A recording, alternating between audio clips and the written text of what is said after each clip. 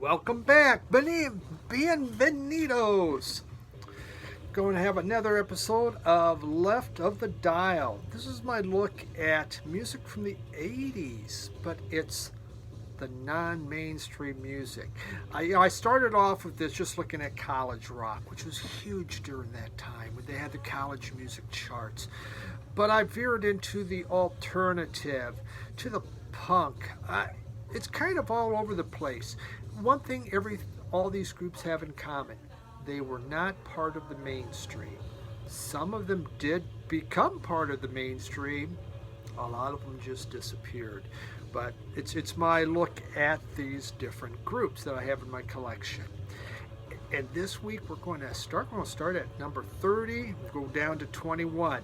It's not necessarily a countdown. I'm just showing 100 groups, but I do have a lot of favorites really coming up now, that groups that I really enjoyed. So if you're ready, I'm ready. Let's have some fun and look at some crazy groups, okay? Let's begin.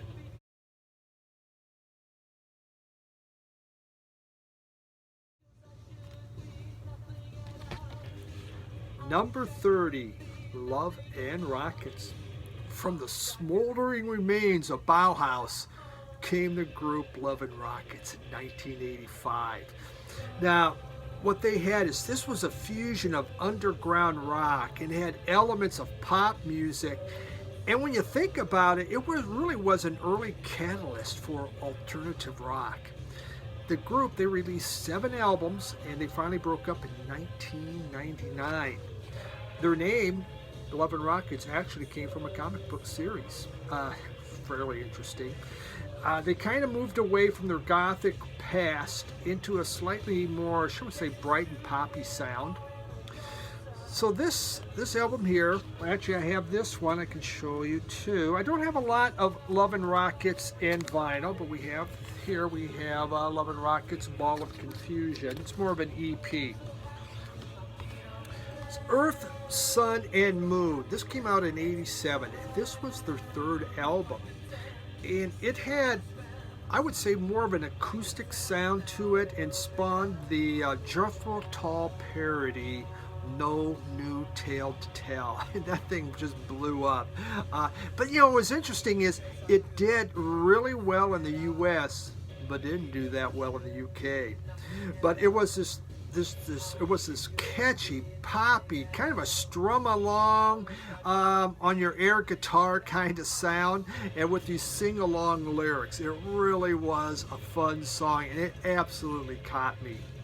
The opening track, which I'm playing in the background, is called Mirror People. And really, when you think about it, you listen to it, it's like almost straight glam rock. It has that feel to it. While there's other songs like Waiting for the Flood, that when I listen to that, it has like all the melodrama. It's like an anthem from Ziggy from the David Bowie era. There are still some psychedelic undertones in this album, but it definitely has moved more in a folk direction overall. This album did top out. It did take over, pushed out REM and Jesus and the Mary Chain on the college music charts, so it was a big album. So number 30, Love and Rockets. Number 29 is the group The Clean, and they were formed in 1978 in New Zealand, and guess what? They're still together. Spin described this group as if the Velvets had ever been deported to an island of 6 million sheep, they might have ended up sounding like The Clean. That's funny. These guys, this group was basically a surf band that took kind of the guitar sound of the Velvets. Then they added kind of doo-wop rhythms and jangling folk riffs. And they wound up releasing 5 studio albums. This is Boodle Boodle Boodle, and it was their very first EP, and this came out in 1981. The album, really, it's a celebration of punk at its most festive. point that thing somewhere. It has this wonderful feedback drone and this gliding lo-fi guitar riff, which really brings back kind of the sound of classic Dick Dale surf. There's Billy too, and Anything Can Happen. And they're framed by these skeletal acoustic sounds along with his trademark jangly guitars, pounding bass and drums. Just beautiful, wonderful songs. This album was such a success for Flying Nun, and really it was responsible for keeping them afloat. It was a huge inspiration for Pavement and Yo La Tengo. There was another album that came out later that looked at 4 different groups off Flying Nun, and The Clean was one of them, and they took all their early singles. And I had that, but I forgot to show it. Maybe I'll show that in a minute. But what an incredibly fun, when you think of Jangle Pop and some of the great music that came out of New Zealand, you have to think of The Clean. They were an important part of them. Number 29, The Clean.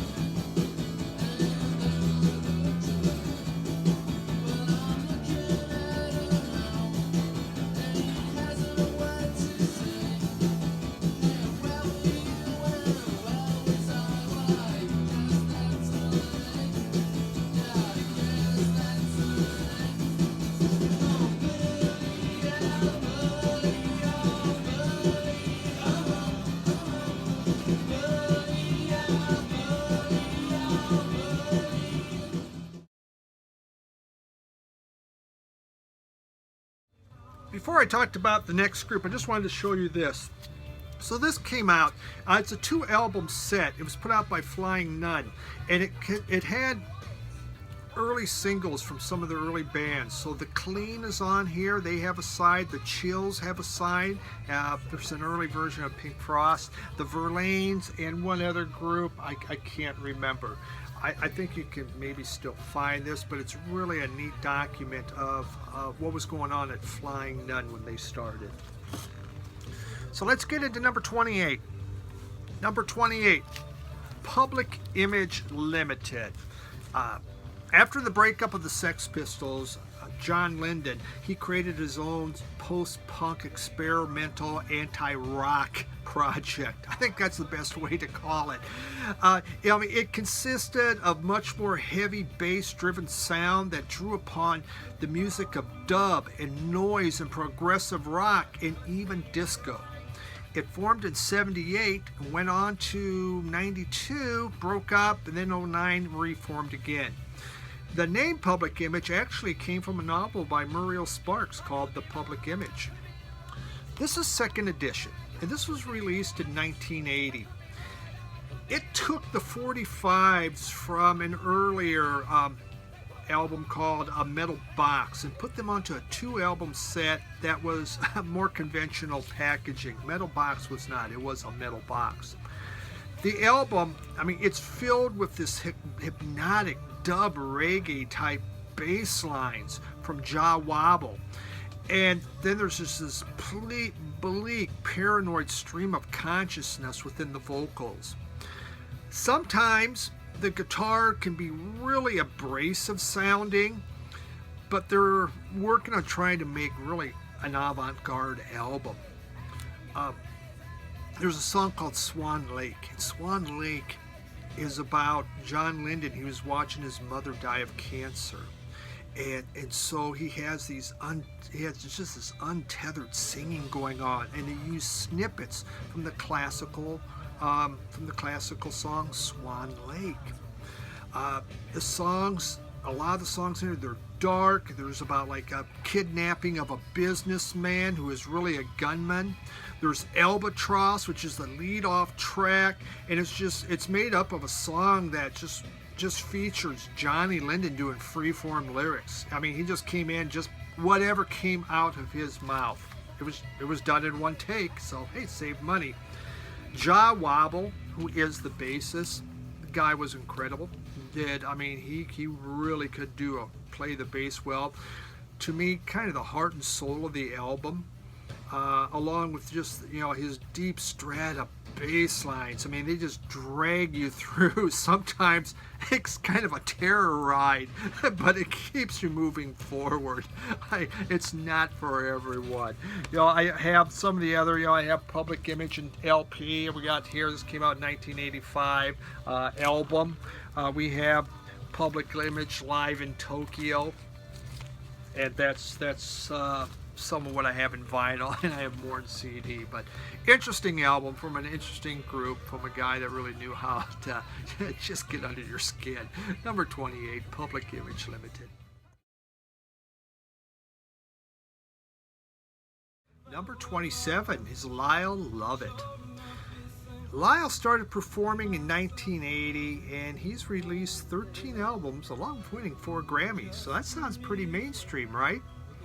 He is country, but this man is so much more. He does folk, swing, blues, jazz, gospel, and he does a lot of it just right on this album. People who don't like country music, and at that time I definitely was one of them, liked Lyle Lovett.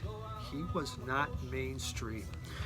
He was such a strong lyricist, and for instance, he sang, I also like this, one of his lyrics, he goes, who will forgive a woman's, who will forgive a woman who strays? God will, but I won't. So this is the album Pontiac that came out, and this came out in 1987. This was his very first album, Lyle Lovett. And his third album, which is one of my all-time favorite albums actually, is Lyle Lovett and His Large Band. But we're going to talk about this one here, about Pontiac. Much of this album has kind of a more traditional country flavor to it, like Give Me Back Your Heart, that has a bouncy swing. Walk Through the Bottomland, it's a weepy ballad, but still has this very light touch, which keeps it becoming like a country cliche type song. But there's jazz in here, and there are blues tinge type songs like She's My Lady, M-O-N-E-Y, and She's Hot to Go.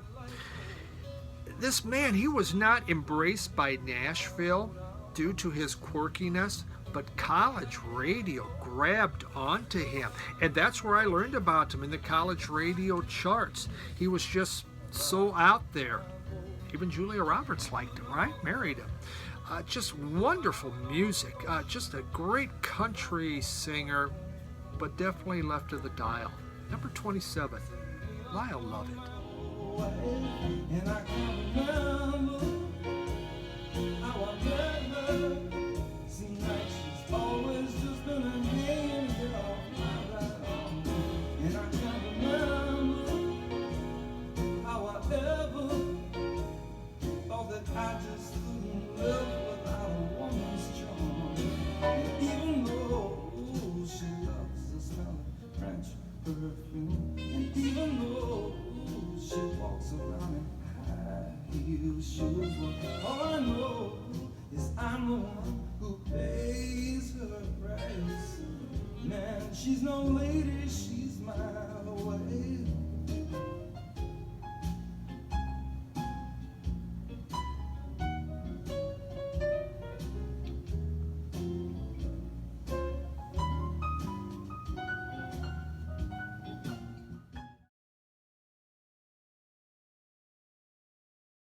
Number 26, Psychedelic Furs.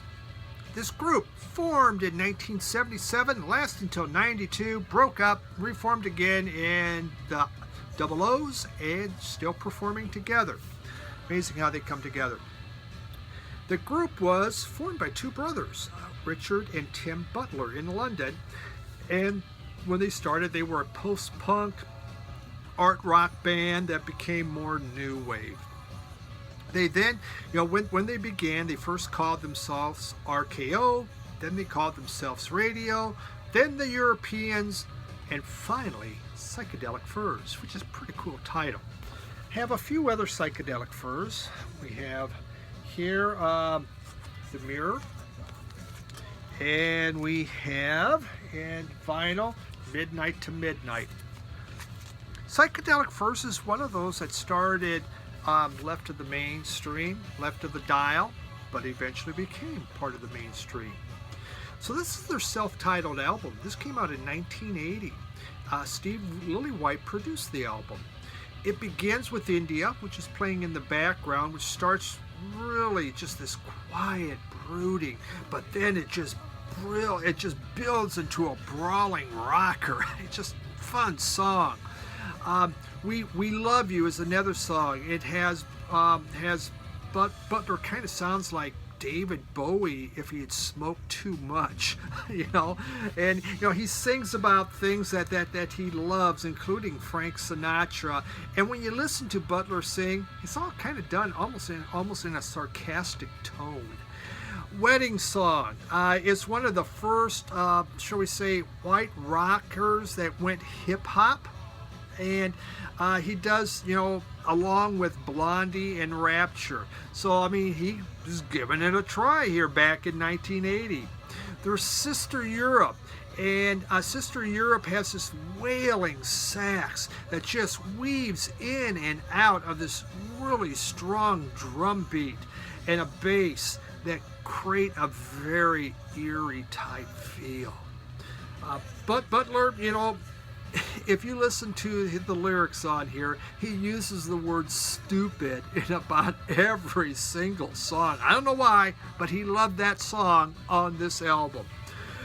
With each album, really, they became more and more commercial, and then John Hughes came along and did the movie Pretty in Pink and used Psychedelic Furs. They became a household name. But this is their first one, number 26, the Psychedelic Furs.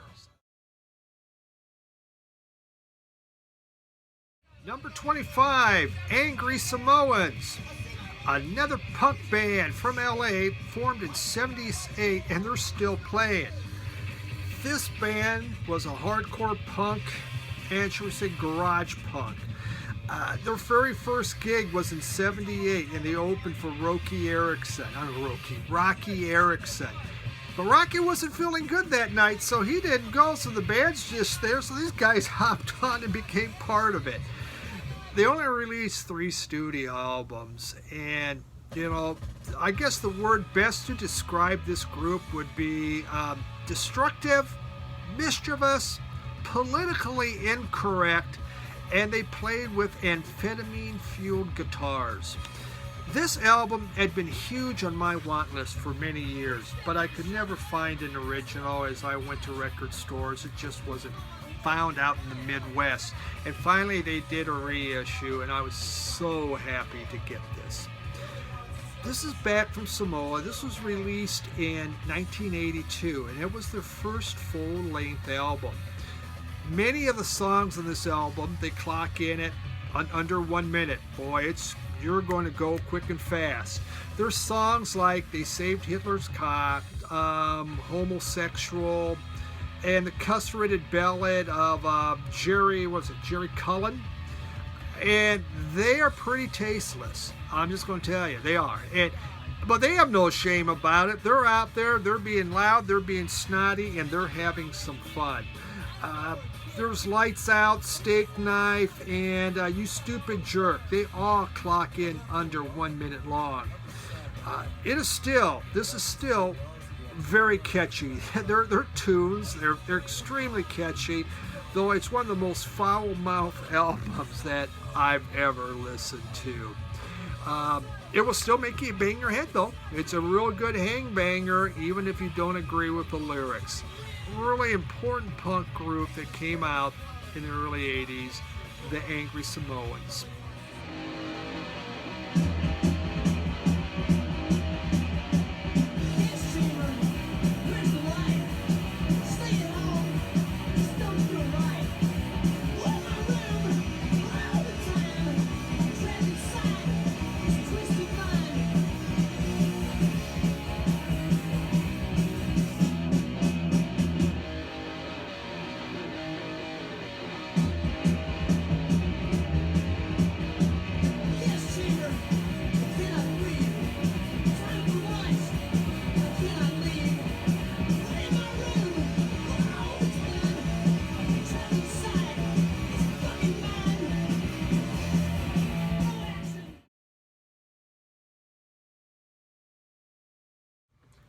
Number 24, Galaxie 500. Coming to you right out of Boston by way of Harvard. They formed in 87 and broke up in 91. They were an alt band, but they played dream pop and slowcore. Their lead singer, Dean Wareham, which went on to form Luna, made these slight, wispy sounds that complemented his voice, because he doesn't have a very strong voice. They were heavily influenced by the Velvet Underground, but more of the Velvet Underground's drowsy, pretty side. Their music, it has just this real fragile sound to it. We have this album here. This is their second album, A Fire, that came out in 1989. I also have here, this is Galaxie 500's Today, another just wonderful reissue. But we're going to talk about this one. This is, it's like a lo-fi psychedelia with dreamy wah-wah guitars and ethereal oohs and ahs. It has these weightless ballads with just quiet melodies and textures. I mean, it's beautiful stuff. The music, it can be heavy and reverb and slow in tempo. It gives you kind of this sublime, druggy dream pop haze, shall we say. I mean, that's about the best way I could think of describing it. The drumming on the album, it's very subtle with slow-mo percussive explosions, but reinforcing the narcotic pace of the songs. I guess if you're on heroin, it probably is a great album. Not if you're on amphetamines, though. This album, it made a definitive slowcore statement. It really did. The lead track, Blue Thunder, which is playing right now, it combines subtle uplift with blissed out melancholy. It just builds up into this inspired ending as it gets louder and louder. When you come home, it ends. That song ends with this blast of fuzzed out reverb guitar that actually rocks. I mean, there you can just feel the Velvet's, experience happen there as this reverb gets louder and louder and it rocks harder and harder. It's just great stuff. This album really, it's a classic of the dream pop genre. What a great group. Galaxie 500.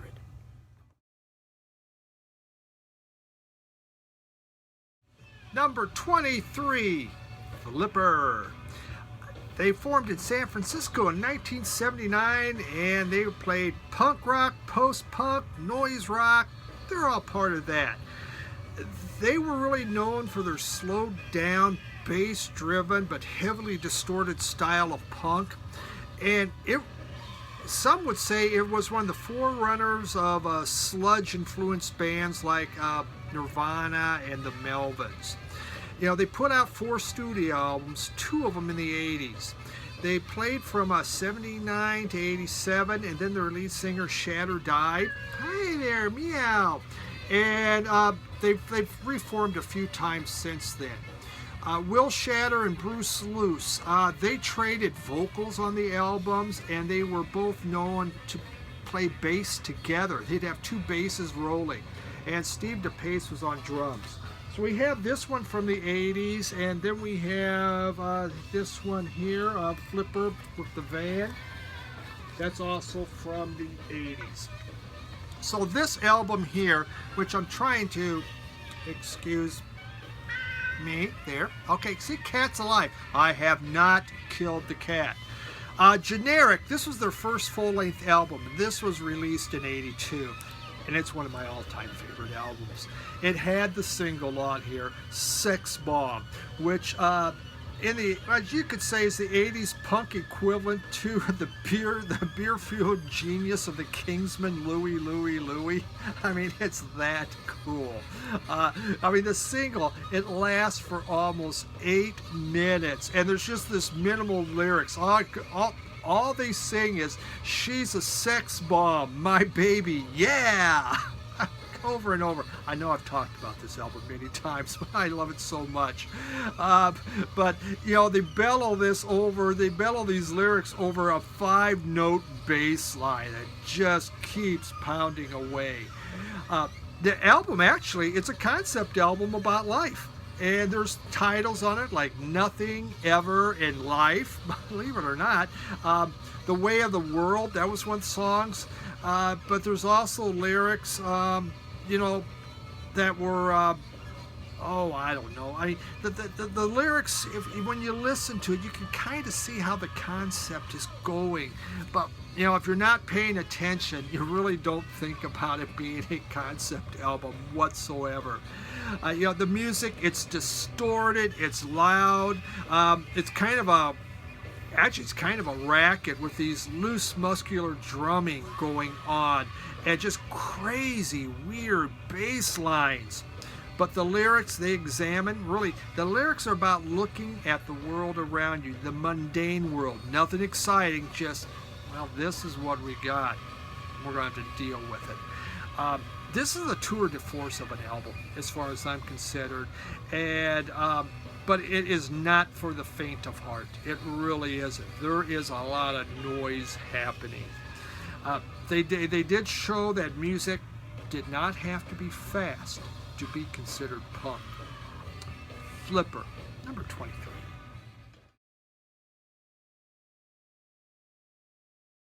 Number 22 is The Cure. This group was formed in Crawley, West Sussex in 1978, and they're still performing, with vocalist and guitarist Robert Smith being the only original member of the group.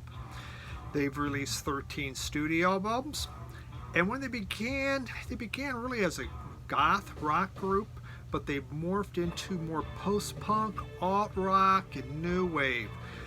When they started, they were originally called Easy Cure.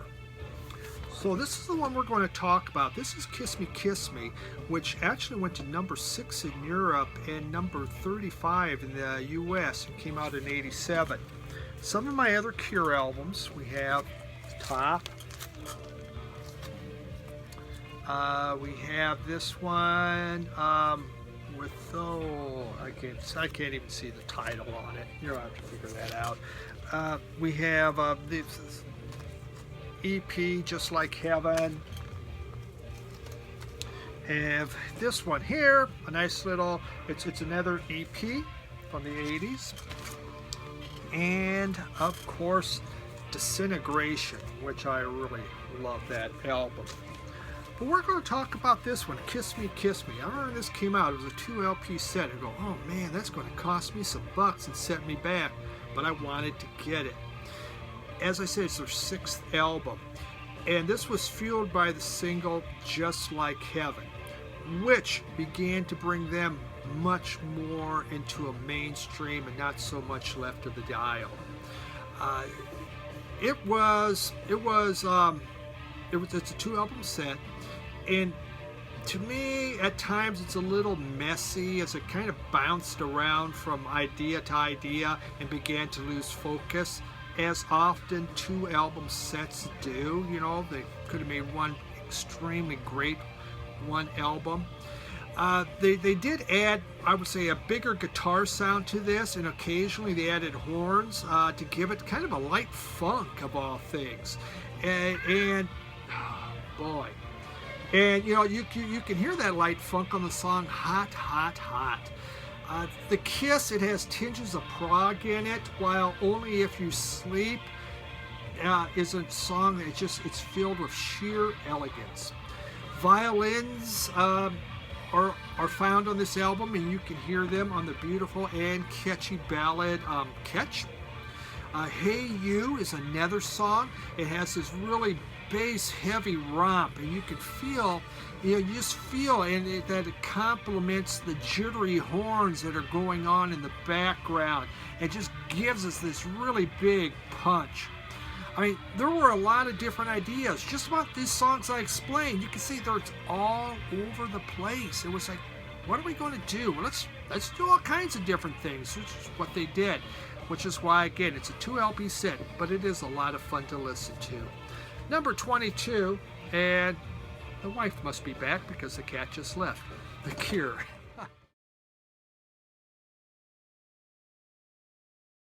Well, I just had a news alert on my phone. A dam north of me has been breached and has failed due to the 3 inches of rain we've had, and it's said to evacuate. Well, by God, I'm not evacuating. We're finishing this thing. And I'm not along the river. It's going to be sucked to be down there, though, I'm telling you that. So, final one, number 21, Dead Milkmen. These guys came out of, this group, I like saying these guys. This group, it came out of Philadelphia, and they formed in 83 and broke up in 95. Then they reformed again in 08.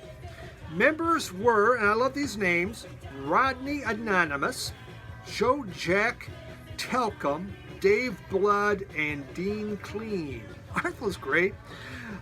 They stood out in the hardcore punk crowd because really they had kind of a jangly punk sound to them and really sarcastic humor. And they did put out 10 studio albums. This is their debut album, Big Lizard in My Backyard. This came out in 1985. College radio picked up on this big time due to the lead-off track, Bitchin' Camaro, which is really, it's just hilarious. It has this catchy cocktail, jazz, hardcore, hybrid type of sound. If you've never heard it, just look up Bitchin' Camaro by the Dead Milkmen. Violent School, it has this catchy lyrics of violent schools, guns are cool, and we got guns in our school, is done with jangly guitars, even though those lyrics are extremely dark. They have songs like taking the retards to the zoo. It's another song, though it's totally politically incorrect. It's catchy as hell, I'm just telling you. Their humor, it's pretty lowbrow, and many, again, people nowadays would find it to be extremely offensive. But they did become a household name when they released one of their upcoming albums. They had the single on there, Punk Rock Girl. But this was the first one that got them going, and it's a pretty darn funny album. Though some of it's a little offensive. It's the Dead Milkmen. Okay, we got 20 more albums to go. Again, my appreciation for those of you that have decided to watch this as I count these down. A lot of great groups that were left of the dial, just not mainstream, but from the 80s, and some have been forgotten, some may be new. Obviously, I think this time most of them everyone knew, so appreciate you tuning in. Thank you so much. Everyone have yourself a great week. I guess I gotta go evacuate because the dam broke. Damn. Bye.